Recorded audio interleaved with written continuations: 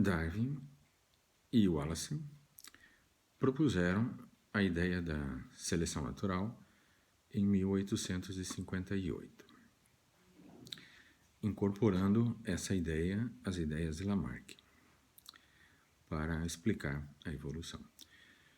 Mas a gente vê hoje uma grande desproporção entre o conhecimento que as pessoas têm de Darwin e de Wallace. Enquanto que muitas pessoas que não são estudiosos de biologia conhecem a imagem de Darwin, é verdade também que muitos biólogos não conhecem Wallace.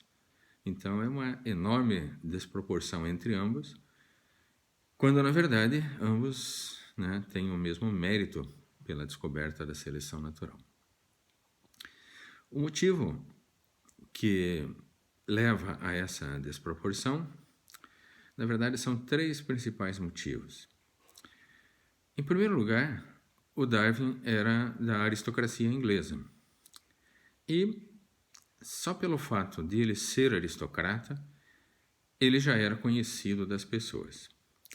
Mesmo hoje, na Inglaterra, existem várias revistas e jornais, não são poucos, revistas e jornais, dedicados quase exclusivamente a comentários a respeito da vida da aristocracia, mesmo quando a aristocracia não faz nada de produtivo, mas simplesmente pelo fato de serem aristocratas, eles são de conhecimento da população em geral. E isso já fazia na época, com que Darwin fosse conhecido.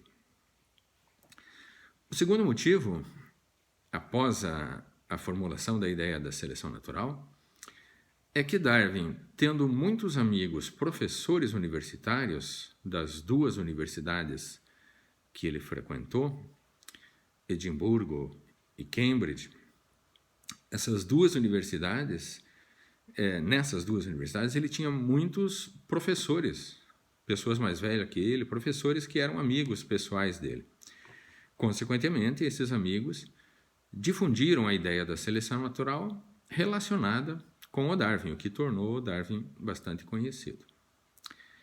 E o terceiro fator foi a publicação, no ano seguinte, 1859, do livro Origens, que serviu muito para associar o nome de Darwin à seleção natural e difundir a ideia da seleção natural. O Wallace publicou um livro sobre esse assunto, mas ele publicou muito mais tarde. Então, quem ficou associado com a ideia da seleção natural foi o Darwin, pelo livro Origens, e não o Wallace, pelo seu livro chamado O Darwinismo. Pelo fato de Darwin ter sido, desde aquela época, associado à ideia da seleção natural, muito do que ele pensava passou a ser importante na biologia, porque as pessoas passaram a associar as ideias de Darwin com as ideias evolutivas e biológicas. Embora seja verdade que a grande maioria das ideias de Darwin relacionadas à ciência não tem hoje mais nenhum valor.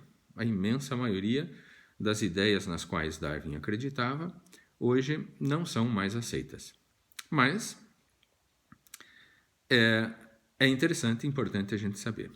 Uma dessas ideias nas quais Darwin acreditava é a telegonia. Telegonia é uma ideia que explica por que motivo um certo animal pode nascer com características que não estão presentes nem no pai nem na mãe. Na época, a genética não existia, evidentemente.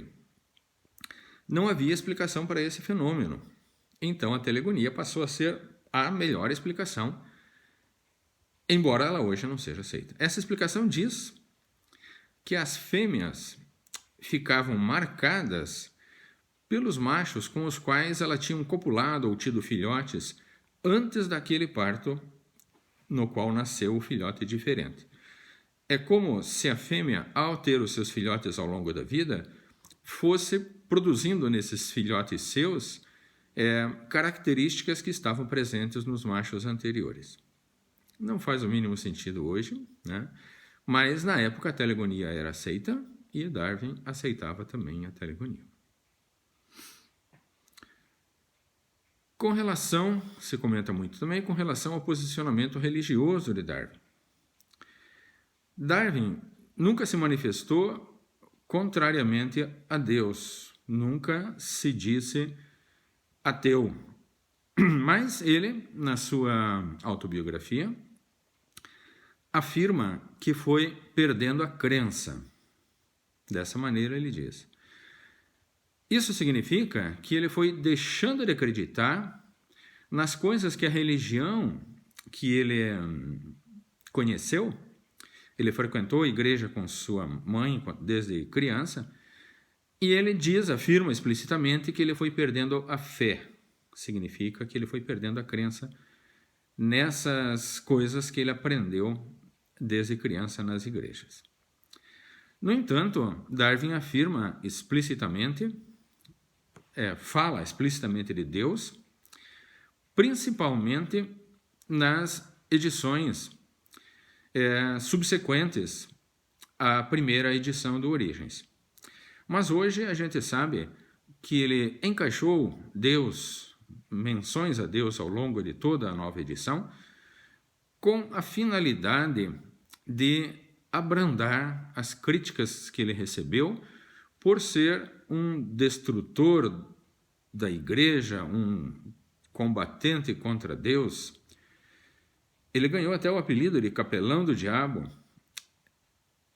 Então as pessoas estavam atribuindo a ele um combate à religião, e ele quis mostrar que ele não fazia esse combate, adicionando em algumas edições do livro Origens a palavra Deus, expressões como graças a Deus, por vontade de Deus e assim por diante. Isso não abrandou em nada as críticas que ele estava recebendo, mas pelo menos mostra que a crença em Deus ele não tinha abandonado. A outra ideia, a ideia da seleção natural, é a ideia dele que está em pleno vigor hoje. É natural, claro, é a ideia principal dele, e essa ideia continua sendo válida.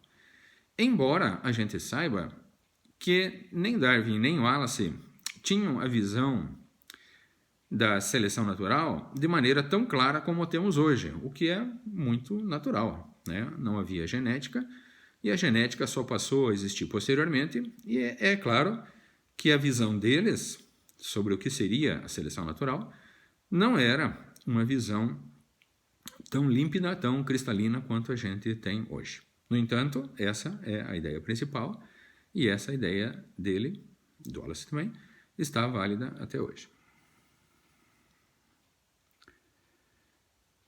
Outra ideia na qual Darwin acreditava era que a evolução ocorria por mudanças lentas e graduais. Ou seja, ocorria uma pequena mudança a cada geração, e essas mudanças iam se somando de maneira tal que, ao longo de bastante tempo, os efeitos da seleção natural poderiam ser observados. Então, ele afirmava que a evolução era lenta e gradual. Os efeitos da seleção natural na evolução eram mudanças lentas e graduais. Isso não está plenamente de acordo com o que se acha, com o que se acredita hoje, porque hoje sabemos que a evolução pode ser lenta e gradual, mas ela pode também não ser lenta e ser abrupta. Então, hoje, embora a gente saiba que a maior parte dos fenômenos evolutivos ocorra mesmo de forma lenta e gradual, isso não se aplica a toda a evolução de todas as espécies. Então, nisso, Darwin estava apenas parcialmente certo em relação à visão atual.